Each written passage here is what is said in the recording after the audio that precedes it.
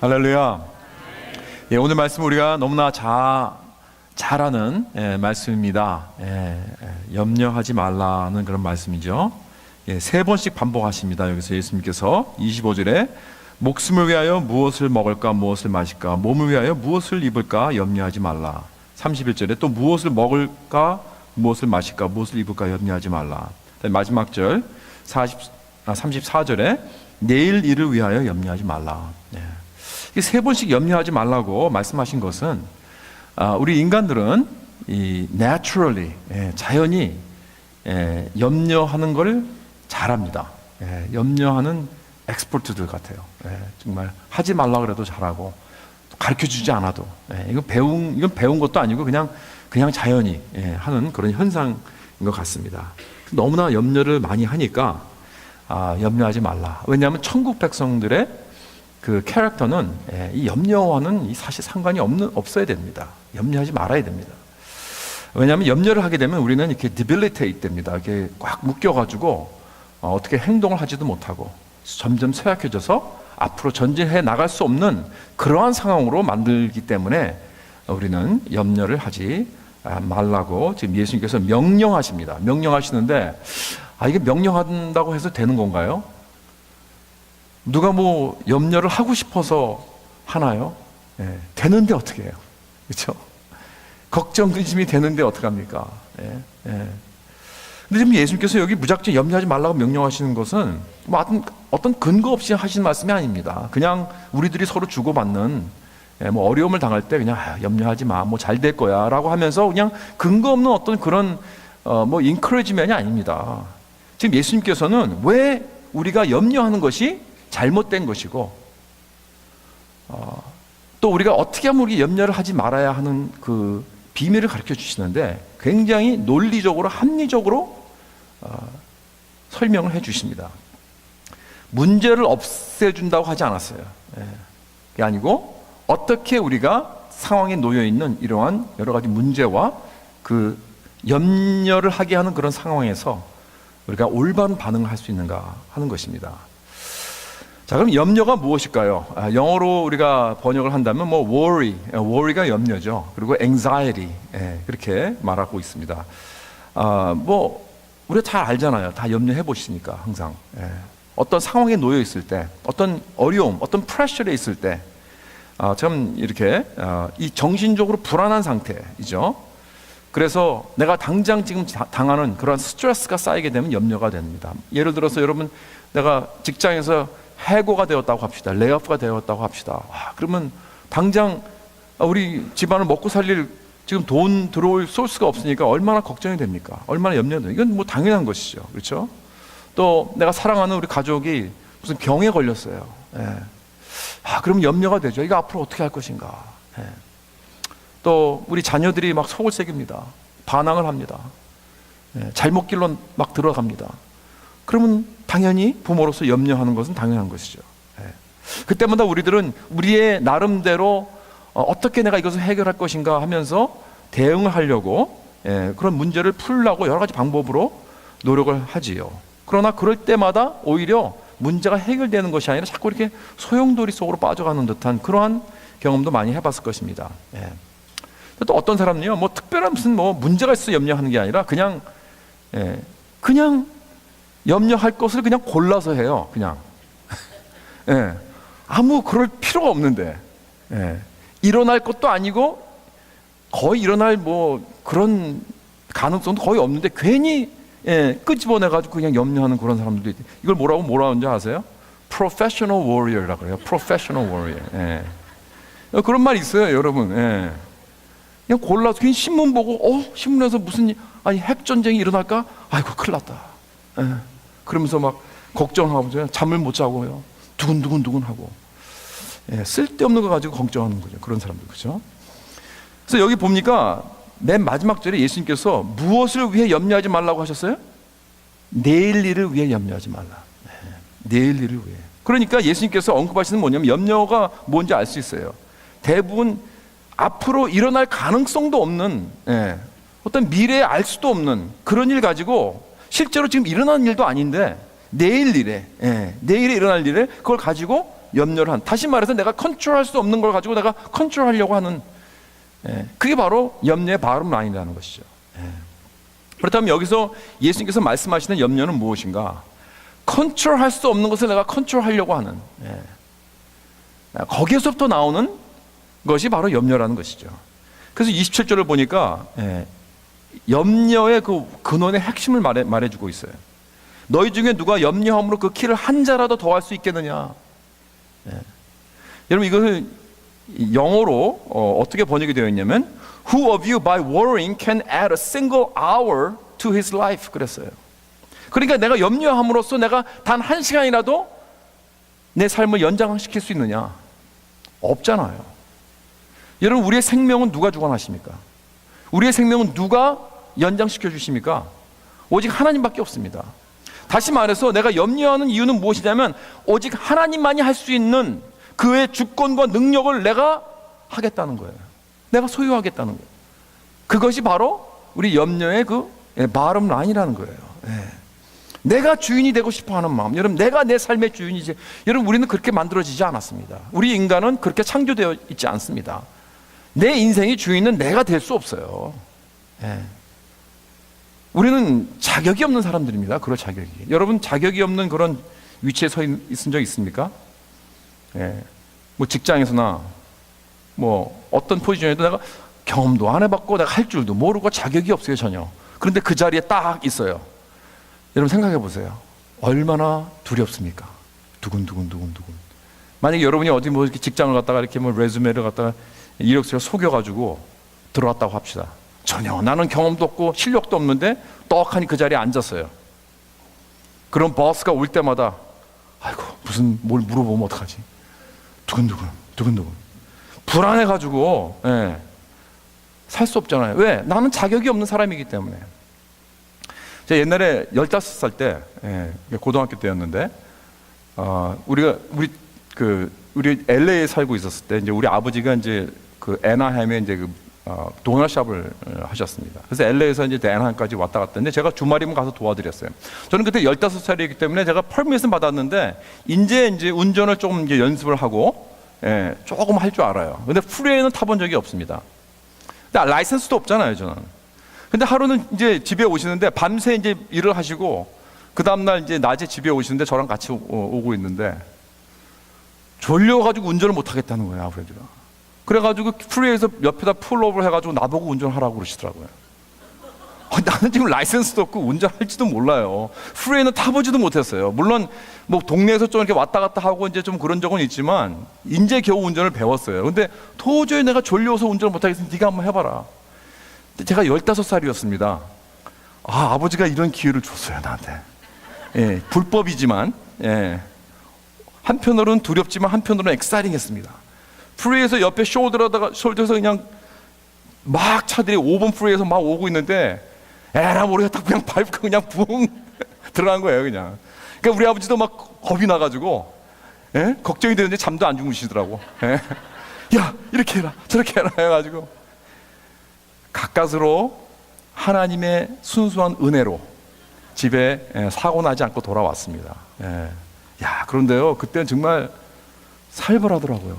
얼마나 식은땀이 흘리면서 제가 그냥 벌벌 떨면서 왔는지. 또 그것을 맡긴 우리 아버지. 정말 옛날에 이 이민 초기에는 다 용감했습니다.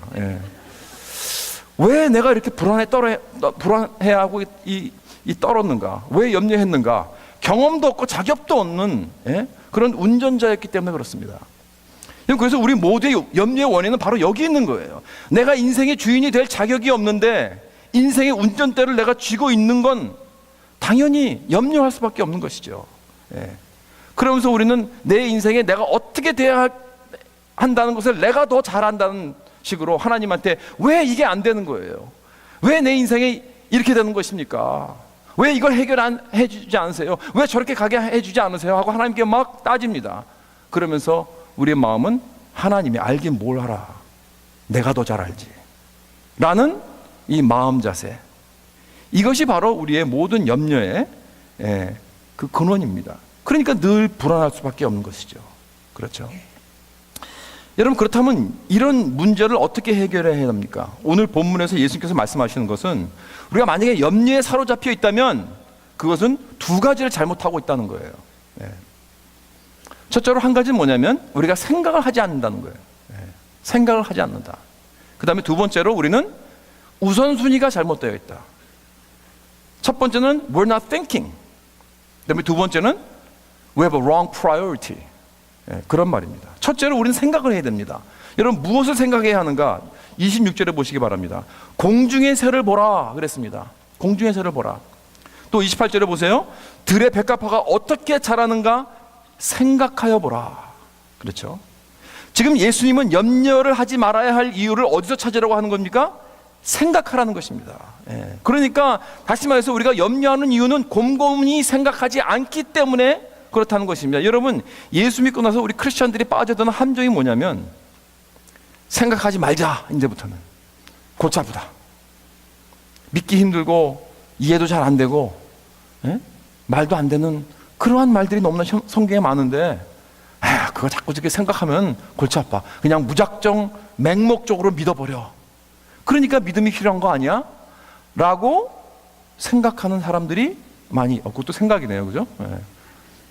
그런데 여러분, 생각을 해야 됩니다. 하나님께서는 맹목적으로 이렇게 믿으라고 그러지 않았어요. 논리적으로, 이론적으로 생각하면 오히려 믿음이 더 생겨나게 되는 것입니다. 여러분, 구약에 우리가 믿음의 아버지라고 하면 누구를 뽑을 수 있죠? 예? 아브라함. 그렇죠. 아브라함. 예. 근데 여러분, 아브라함이 가장 큰 믿음의 행위가 무엇이었죠? 아브라함의 가장 큰 믿음의 행위. 예? 예. 아들 이삭을 바친 거 아닙니까? 여러분, 지금 그 믿음의 행위는 그야말로 가장 큰, 역사상 아마 어쩌면 가장 큰 믿음의 행위가 아니었나 우리가 생각이 됩니다. 근데 여러분, 아브라함이 어떻게 해서 그런 컨클루션을, 그렇게 그 믿음의 행위를 순종했는지 아십니까? 생각했기 때문입니다. 물론 창세기에는 우리가 잘 볼 수 없지만 히브리서 11장을 보면, 믿음의 장을 보면 아브라함이 어떻게 해서 그런 컨클루션, 어떻게 해서 그렇게 자기 아들을 바칠 수 있는 어떤 그런 믿음까지 생겨났는가 하는 것을 말해주는 게 있어요. 거기서 뭐라 그랬냐면 히브리서 11장 19절에 보니까 그가 하나님이 능히 이삭을 죽은 자 가운데서 다시 살리실 줄로 생각하니라. 여러분, 지금 아브라함은요 굉장히 딜레마에 빠졌습니다. 하나님께서 분명히 이삭을 통해서 약속을 하셨고 축복을 약속하셨고 그 온 자손들을 통해서 축복을 하신다고 약속을 하셨습니다. 그런데 이삭을 바치라는 거예요. 아니, 이게 말이 안 되잖아요. 하나님께서 우리에게 큰 민족을 주신다고 약속하셨는데 누굴 통해서? 이삭을 통해서. 그런데 이삭을 또 바치라는 거예요, 번제로. 그럼 어떻게 하란 말입니까? 하나님의 약속을 믿어야 됩니까? 아니면 하나님의 말씀에 순종해야 됩니까? 완전히 여기서 그냥 딜레마에 빠진 거예요. 그런데 그러니까 밤새 생각한 것 같아요. 그런데 아침에 새벽 일찍 일어나서 하나님의 말씀을 순종했습니다. 이삭을 데리고 갔습니다. 자, 어떻게 해서 이러한 믿음을 일어나게 했는가? 아브라함의 결정은 뭐냐면, 하나님께서 분명히 이삭을 통해서 약속을 이루시고, 그런데 이삭을 바치라고 한 것은 이삭을 바쳤을 때 죽은 자 가운데서 그를 살리실 것이다. 이 결정이 난 거예요. 이 컨클루션이 난 거예요. 어떻게 해서 이런 컨클루션이 도달하게 됐습니까? 생각했기 때문입니다. 영어로 보면 뭐라 하냐면 여기서 he reasoned 그랬어요. reason. 논리적으로, 합리적으로. 왜? 하나님은 모든 것을 하실 수 있는, 모든 능력이 있는 분이기 때문에. 믿습니까? 그렇기 때문에 곰곰이 생각했기 때문에 이런 놀라운 믿음의 행위가 아브라함에게 있었던 것입니다. 그렇다면 반대로 염려라는 것은 생각을 안 했기 때문이라는 거예요. 그렇기 때문에 오는 것입니다. 여러분, 무엇을 생각해야 하는가 구체적으로? 여기 26절에 보면 주님께서 먼저 공중의 새를 생각해 보라고 하십니다. 누가 새를 먹이시고 기르십니까? 하나님이 일도 안 하고 길쌈도 안 하고 농사도 안 짓는 이 새를, 하찮은 새까지도 먹여 살리신다는 거예요. 하나님께서 돌보십니다. 공급하십니다. 하나님이 이렇게 모든 능력을 통해서 만물에 간섭하시고 담당하시고 보존하시고 공급하십니다. 이것을 좀 유식한 신학적 용어로 뭐라 그러냐면 섭리. 예, 한번 따라서 해보세요. 섭리. 예, 섭리. 우리가 이런 말 잘 안 들어보죠. 예, 영어로는 providence입니다. providence. 예. 이것이 하나님께서 모든 걸 창조하시고 계속해서 간섭하시는 그런 하나님의 역사입니다. 모든 걸 주관하시고 모든 걸 컨트롤하시는 거예요. 그러니까 나에게 일어나는 모든 일은 하나님의 섭리 안에 있는 것입니다. 하나님의 계획 안에 있는 거예요. 내가 소유한 모든 것 여러분 하나님께서 공급하셔서 내가 소유한 것입니다. 여러분이 뭐 잘나서 소유한 거 아닙니다. 그렇죠? 여기 새를 보라고 하신 예수님께 논리가 무엇인가? 하찮은 공중의 새도 아무 일도 하지 않는 새도 하나님이 기르시고 먹이시는데 하물며 너희일까 보냐. 예. 너희들은 이 새들보다 귀하지 아니하냐 이거죠. 만약에 새도 하나님의 계획 안에 있다면 더욱 우리들은 하나님의 섭리 안에 있다는 이 말씀입니다. 그러니까 우리가 생각해야 될 건 뭐냐면 첫째로 하나님의 섭리를 생각하라는 거예요. 우리가 너무나 잘 아는 구절 아시죠? 예. 로마서 8장 28절의 말씀, 우리가 알거니와 하나님을 사랑하는 자 곧 그의 뜻대로 부르심을 입은 자들은 모든 것이 합력하여 선을 이루느니라. 여러분 이것이 하나님의 섭리입니다. 구약의 스토리에도 우리가 너무나 잘 알죠. 요셉의 스토리. 요셉은요 정말 억울하게 형들에게 의해서 노예로 애굽으로 팔려갔습니다. 얼마나 고생을 많이 했습니까? 그러나 결국 나중에 그는 애굽의 바로 밑에 있는 가장 파워풀한 총리 대신 됐습니다. 그래서 그가 그렇게 됨으로 인해서 자기 가족을 이 기근에서부터 구원을 했고 수많은 사람들을 구원했다는 것입니다. 그래서 나중에 형들을 만났을 때 형들에게 뭐라고 그랬습니까? 당신들은 나를 해하려고 했지만 하나님은 그것을 선으로 바꾸사 많은 백성들을 구원하게 하셨느니라. 그렇죠? 이것이 바로 하나님의 섭리입니다. 여러분 예수님의 십자가도 가장 큰 하나님의 섭리입니다. 비록 악한 사람들은 예수님을 죽였지만 십자가에서, 그러나 하나님께서 이미리 예정하셨어요. 그래서 예수님께서 십자가에서 달려 돌아가심으로 인해서 비록 악한 사람들에 의해서 붙잡혀서 십자가에 돌아가셨지만 그 십자가의 돌아가심을 통해서 구속을 이루셔서 수많은 사람들의 죄를 용서해 주시고 사해 주시고 많은 사람을 구원해 주셨다는 놀라운 사실입니다. 이것이 바로 하나님의 선하신 섭리라는 것입니다. 여러분 저는 여러분들이 어떻게 해서 이 자리에 오시게 되었는지 잘 모릅니다. 각자 개인의 스토리가 있을 것입니다. 그렇죠? 어떻게 해서 이 자리에 오셨는지, 어떻게 해서 우리 교회에 오시게 되었는지. 여러분은 제가 어떻게 해서 우리 교회에 오게 되는지 아십니까? 아시는 분들 뭐 제가 여러 번 말씀드렸기 때문에 그 전에 오신 분들은 다 아실 거예요. 그러나 근래 오신 분은 잘 모르실 거예요. 여러분 저는요 제가 어떻게 오게 되었냐면 석태호 목사님이 우리 교회 창설하신 이 석태호 목사님께서 27년 만에 저에게 전화가 왔어요. 이게 27년 뭐냐면 내가 대학교 때 만나서 우리 대학교에서 KCM을 세울 때 제가 좀 도와드린 적이 있어요. 그래서 저를 아지는 아지만 27년이 지났기 때문에 수많은 KCM 학생들을 대하셨기 때문에 저를 기억이나 할까나 저는 궁금했는데 어떻게 전화했다 전화가 왔더라고요. 갑자기 제가 일랜드 교회에서 이제 부목사로 사역하고 있었는데 제 전화번호를 어떻게 하셨습니까? 그랬더니 우리 아들이 얘기를 해줘서 알았다는 거예요. 그 아들이 조셉석 전도사님이 우리 CMC 교회 중고등부 전도사였어요. 근데 제가 어떻게 그 사람을 만났냐면 코스타리카에서 바로 2년 전에 코스타리카에서 선교회에서 만났어요. 저는 일랜드 교회 중고등부 아이들을 데리고 갔고 조셉석 전도사님은 CMC 교회 중고등부 아이들을 데리고 갔어요. 그래서 거기서 만난 거예요. 그러니까 만나니까 알고 보니까 송 목사님의 아들이래. 그래가지고 며칠 동안 친교하고 그랬어요. 그래서 알았어. 그러고 나서 이제 헤어졌는데 아마 송 목사님 이제 그 아들이 집에 돌아와서 목사님한테 말씀드렸는데 그 쌤방이라고 기억합니까? 그랬더니 어렴풋이 기억이 난다 그래. 어렴풋이 그냥 이렇게 꺼벙하고 이렇게 좀 착하고 그냥 순진한 그런 대학생이었던 것 같다고 기억을 하시더라고요. 그런데 그 사람이 목사가 돼가지고 이렇게 거기서 만났습니다. 그랬더니 고르냐고. 그거 1.5세인데 내가 알기로는. 그래가지고 전화가 오셔가지고 우리 교회 한번 와보라. 그래가지고 와서 long story short, 제가 이제 이렇게 2대 담임 목사가 됐습니다. 그런데요, 성 목사님이 저를 전화하시기 전에 제가 2주 전부터 어떻게 기도를 했냐면, 그때 당시에 제가 이제 한 3년 반 동안 일랜드 교회에서 이제 섬기고 있습니다. 제가 이제 내가 이제 떠날 준비가 됐구나, 떠날 때가 됐다고 저는 생각했어요. 그래서 저는 하나님께서 어디로 부르시면 첫 번 저에게 연락 오는 대로 가겠습니다, 그렇게 기도를 했어요. 저는 지원을 하지 않겠다 그랬습니다. 내가 어디 애플리케이션 넣지 않는다 그랬어요.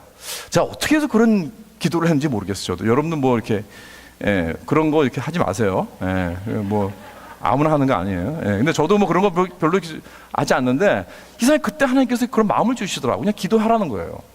그러면 첫 번째로 부르는 그분이 바로 그 교회가 하나님께서 정해주신 교회다 라고 이렇게 마음을 주시더라고. 그런데 2주 후에 성 목사님이 전화 오신 거예요. 그러니까 결론이 뭐예요? 그 CMC 교회가 나를 오라는 거구나, 하나님께서 붙여주신 교회구나 라고 저는 결론을 맺고 왔습니다. 근데 제가 어떻게 해서 이렇게 한인 목회를 들어오게 됐는가?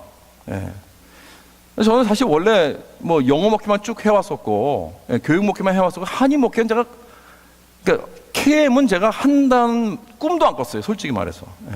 그랬는데 저는 선교사가 되고 싶었습니다. 그래서 덴버에서 8년 동안 2세 목회를 하고 난 다음에 전 선교사 나가려고 이제 여기 다시 돌아와가지고 신학교를 다니고 있었는데, 공부가 끝나고 나서 다 길이 막힌 거예요. 다 하나님께서 길을 막으시더라고요. 저희 아내가 또 병에 걸리고 이렇게 해가지고 수술하고 막 이러다 보니까 더 이제 길이 막혔어요, 갈 길이. 그래서 저는 하나님한테 도대체 하나님 어디로 저를 인도하시길 원하십니까? 도대체 하나님의 계획은 무엇입니까? 하고 제가 하나님께 따졌어요. 그랬더니 하나님께 저에게 주시는 말씀이 로카 철치로 돌아가라는 거예요. 어느 교회로요? 한인 교회로 가라는 거예요. 그렇게 마음을 계속 집어넣어 주시더라고. 원치도 않고 제가 생각도 안 해본. 그래서 울면서 정말 저는 통곡을 했습니다. 난 선교 가고 싶지, 난 로카처치 목회하고 싶지 않습니다 하고 통곡을 하면서 울었는데, 하나님께서 그렇게 마음을 주시니까 할 수 없이 순종을 했습니다. 그래서 원치도 않게 일랜드 교회 가서 목회를 하면서 이제 3년 반 동안 최병수 목사님 밑에서 한인 목회를 배운 거예요. 그러는 동안에 원래는 이제 코스타리카에 선교 가는 것은 중고등부 전도사가 데리고 가기로 돼 있는데, 이 친구가 선교 가기 바로 전에 교회를 떠났어요. 그러니까 데려갈 사람이 나밖에 없는 거예요. 담임 목사님이 너 보고 가라는 거예요. 나보고 가라고. 난 가고 싶지도 않고, 난 별로 계획도 안 했는데 할 수 없이 어떻게 데리고 갔죠. 그러니까 내가 가지 않았으면은, 그죠? 그러면 조셉석 전사님도 만날 필요도 없었고, 그리고 여기 교회 올 리도 없었습니다. 근데 하필이면 그 전도사가 여름 선교 가기 전에 떠나버렸어요, 교회를. 혹시 여러분 중에서 박 목사가 코스타리카 가지 말았어야 되는데 라고 그렇게 생각하시는 분 있습니까? 뭐 여러분 할 수 없습니다. 이제는 too late. too late. You're stuck with me. 어쨌든 여러분, 이런 거는요, 우리가 생각하고 계획하고 우리가 각본을 짠다고 해서 되는 게 아닙니다. 할 수도 없습니다. 제가 원해서 사실 온 것도 아니에요, 솔직히. 그렇죠? 하나님의 계획이라는 건, 하나님의 모든 계획은 하나님께서 다 이루어 나가시는 것입니다. 그의 섭리를 통해서. 여러분들도 다 각자의 스토리들이 있습니다. 아마 듣자 그러면 아마 다 스토리들이 어떻게 해서 우리 교회로 오게 되셨는지 여러 가지 하나님의 인도하시는 그 길이 있었을 것인지. 그러나 하나님은 이러한 모든 이 계획을 통해서 나의 고통과 고난과 실패와 어려움을 다 합력하여 결국 많은 사람들의 선을 이루시는 하나님인 줄 믿으시기 바랍니다. 여러분, 이 하나님의 섭리를 믿기 전에는, 이 섭리를 알기 전에는 우리의 염려를 극복할 수 없어요. 빌립보서 4장의 말씀을 기억하시죠? 아무것도 염려하지 말고 다만 모든 일에 기도와 간구로 너희 구할 것을 감사함으로 하나님께 아뢰라. 그리하면 모든 직업이 뛰어난 하나님의 평강이 그리스도 예수 안에서 너희 마음과 생각을 지키시리라. 하나님께 기도하면서 하나님이 어떤 응답을 주실지 내가 알기도 전에, 받기도 전에 먼저 감사하라는 거예요. 왜?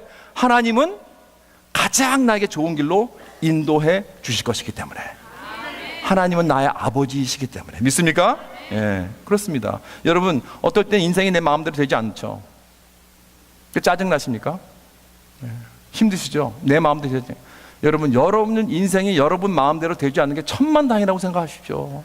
예. 내 마음대로 됐다면요, 여러분 오늘날 여러분이 여기 이 자리에 올 수도 없어요. 예. 살아있지도 못할 거예요. 그렇죠? 우리 생각해 보세요. 우리 어린 아이들 한두 살 먹은 애들 보세요.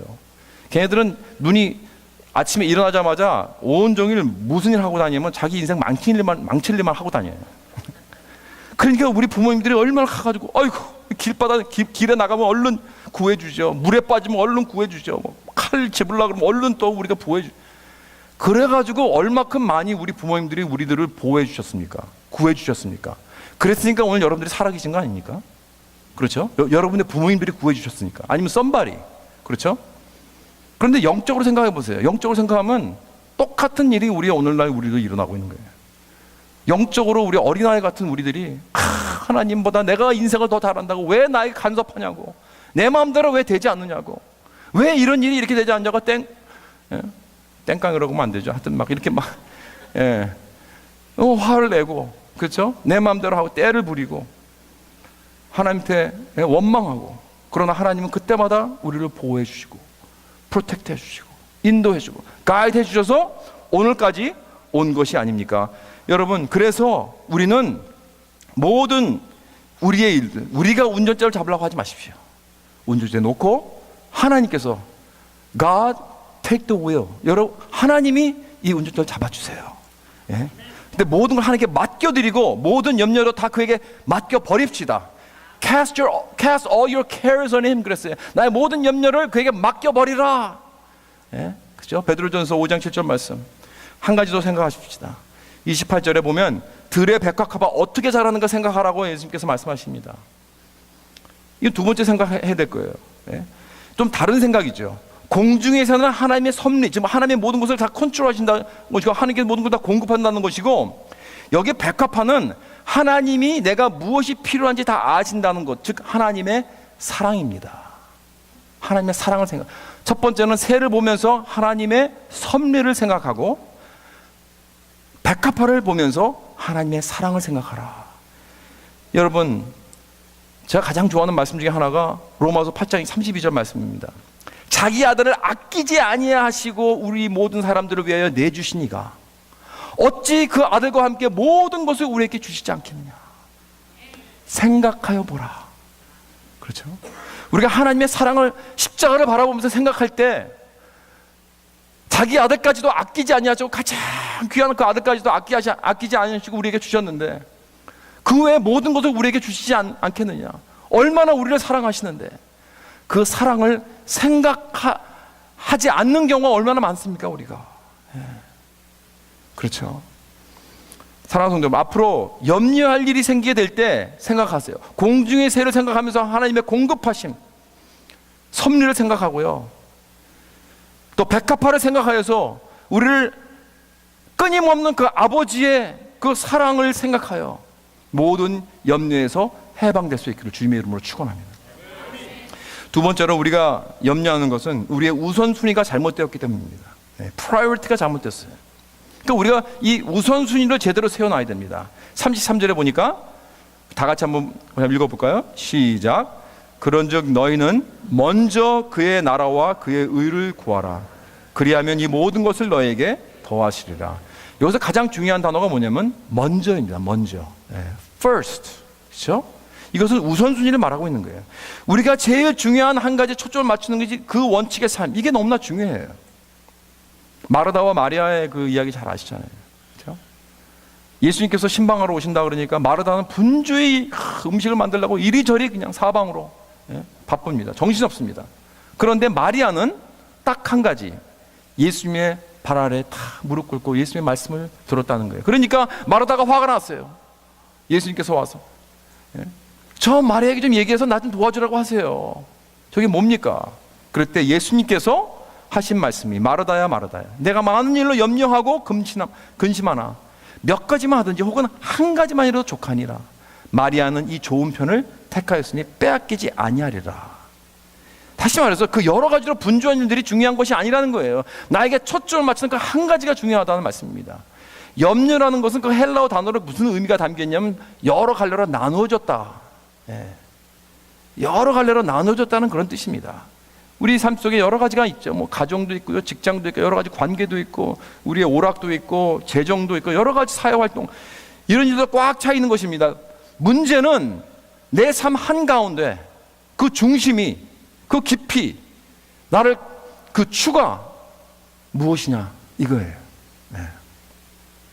여러분 그 세어볼 아시죠? 세어볼. 네, 세어볼. 네. 요트. 네. 야트. 네. 그 요트가 어떻게 그 속도를 내고 바다를 항해한 줄 아세요? 네. 그건 모터가 없고 그건 바람으로 가는 거 아니에요. 이 배 부분에서 이 물 아래 부분에 있는 그 배의 그 파트가, 그거를 그 용골이라고 하더라고요. 용골, 키어. 그게 굉장히 무거워야 된대요. 배 그 물 위에 있는 그 웨이트보다 더 무거워야 된다 합니다. 그러면은 이게 이렇게 뒤집어지지 않고 바람이 불면은 쭉 따라서 가는 거예요. 속도를 빨리 가게 한다고 합니다. 이 역사상 가장 위대한 그 요트 선수였던 이 마이클 플란트라는 이 미국 사람이 1992년도에 그 야트를 가지고 뉴욕에서부터 파리까지 이제 세일링했어요. 그러니까 대서양을 건너는 거죠. 그런데 갔는데 오래 지나고 나서 실종이 됐습니다. 그래가지고 막 구조대원이 막 찾았는데 한 달 동안 찾았어요. 근데 찾았는데 그 세어보이시, 그 요트가 뒤집어졌습니다. 아니 요트는 절대로 뒤집어지지 않거든요. 암만 바람이 불고 그래도 풍랑이 있어도 뒤집어지지 않습니다. 근데 뒤집어지는 그 모습을 가만히 보니까 그 용골이라고 하는 그 키엘이 거기에 그게 한 8,400파운드라고 합니다. 그게 그런 머리 끝에 달렸어요. 그래가지고 그게 이제 중심을 잡아주는 게 오뚜기 같은 거죠. 절대로 이제 너무 캡사이즈 안 되려고. 그게 딱 부러졌다고 합니다. 그게 부러지니까 밑에 웨이트가 없는 거예요. 그러니까 이건 뒤엎어지는 거는 시간 문제죠. 그래서 결국은 그는 바다에서 죽었다는 것입니다. 여러분 이게 놀라운 영적 진리입니다, 여러분. 그렇죠? 우리 심령에 예수 그리스도가 깊게 자리 잡고 있을 때는 내 삶 위에서 일어난 모든 폭풍들은 나를 더욱더 주님께로 향하게 달려가게 하는 것입니다. 내 한가운데 예수 그리스도가 계실 때 나는 근심이 없어요. 그러나 그것이 다른 곳으로 자리 잡혔을 때, 이 세상이 다른 것이 중심이 될 때 그것은 뒤집어지게 돼 있어요. 이건 시간 문제라는 거예요. 여러분, 아무리 내가 내 삶 속에 여러 가지 폭풍이 일어나고 이리저리 갈려지고 염려로 꽉 찬다 할지라도 내 가운데 깊이 중심에 한 가지, 예수 그리스도께서 자리 잡고 예수님께서 먼저 seek first His kingdom, 그의 나라와 그의 righteousness, 그의 의를 구하라. 그런 삶으로 내가 살아갈 때 모든 근심 걱정은 사라지게 될 줄 믿습니다. 여러분, 우리는 이걸 먼저 생각해야 됩니다. 하나님은 새도 공급하시고 먹이시고 기르시는 분이십니다. 하나님 아버지는 들의 백합화도 입히시는 분이십니다. 우리를 얼마나 돌보시고 우리를 사랑하시는가.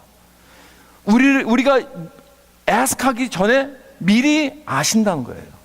우리를 위해서 자기 아들을 아끼지 아니하시고 주신 분이 그와 함께 모든 것을 다 주시지 않겠는가 생각해 보라는 것입니다. 오직 한 가지를 붙잡으십시다. 인생의 가장 중요한 이 한 가지, 예수 그리스도를 마음 중심에 모시고 그의 나라와 의를 먼저 구할 때 모든 염려는 사라지게 될 것입니다. 베드로전서 5장 7절 말씀입니다. 너희 염려를 다 주께 맡겨버리라. 이는 그가 너를 돌보심이라. 아무것도 염려하지 말고 모든 것을 주께 맡겨 찬양이 넘치는 삶을, 그런 승리의 삶을 살아가는 저와 여러분 될 수 있기를 주님의 이름으로 축원합니다. 기도하시겠습니다.